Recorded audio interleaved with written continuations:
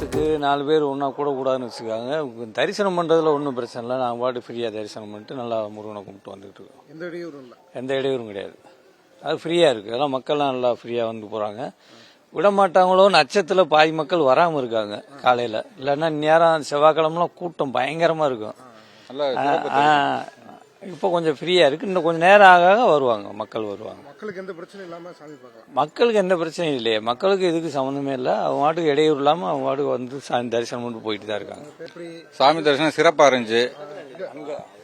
சாமி தரிசனம் சிறப்பாக இருந்துச்சு.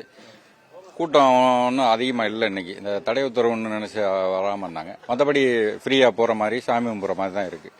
நல்லா தரிசனமாக இருந்துச்சு.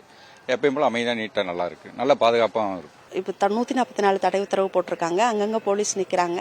இருந்தாலும் பரவாயில்ல, பொதுமக்களுக்கு எந்த இடையூறும் இல்லாமல் சாமி தரிசனம் பண்ண முடியுது.